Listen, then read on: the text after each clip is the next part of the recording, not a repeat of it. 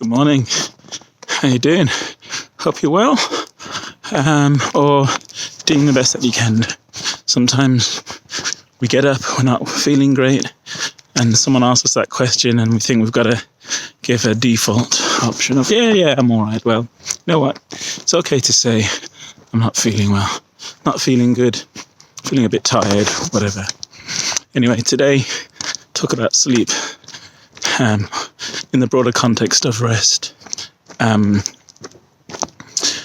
You may or you may not have, I don't know, seen the narrative around, you could have 7-8 hours sleep, and if you don't,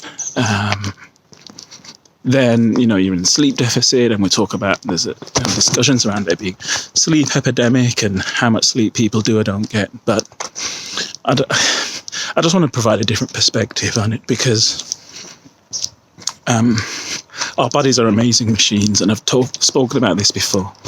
Our bodies have such fantastic abilities and functioning, our bodies and our minds and our souls, more than we can probably ever fully understand.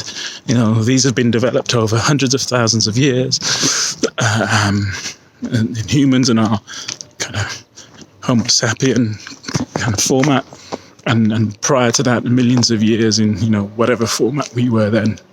And we miss the point that actually our body's requirement for rest or sleep is dependent on how well we treat it, how well we look after it. So if you're not looking after your body, mental, emotional, spiritual, physical needs, then there are going to be a lot of stresses on your body. So therefore, you're going to need lots of sleep.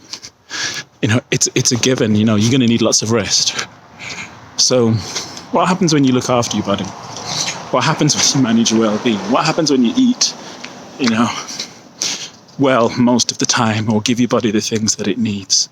How does that impact how much rest you need? Do you think you're going to need the same amount of rest?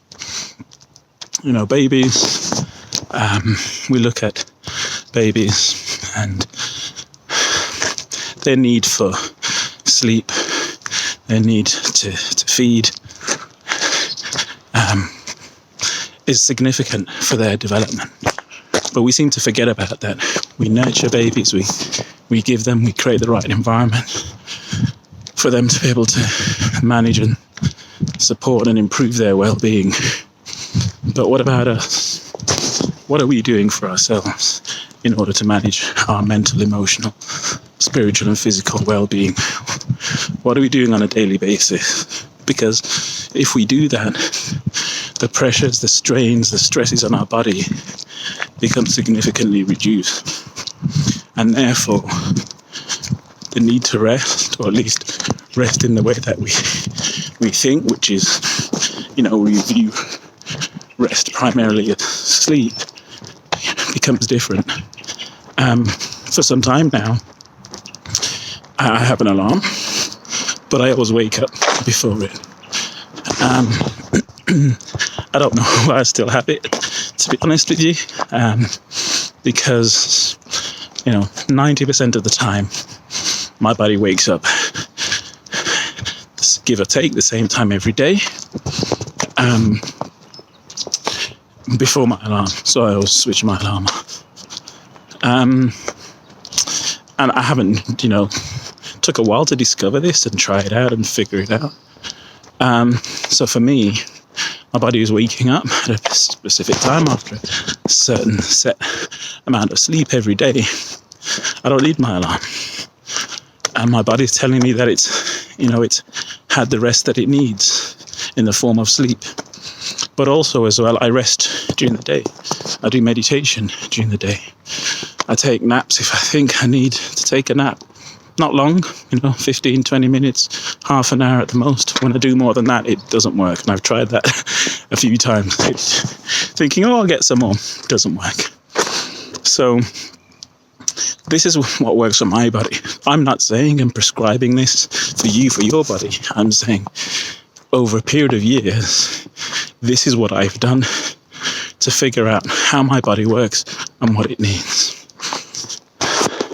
Now you've got to do the same for your body, right? And it's not going to be easy. It's going to take some time to figure it out. But imagine if you could get to that point where you figured out how much sleep you need. You figured out how much rest your body needs over a day. And you give that to your body. You look after your emotional, physical, spiritual well-being on a daily basis. So, as usual, said with love and respect, take care, bless up, and one love. Peace.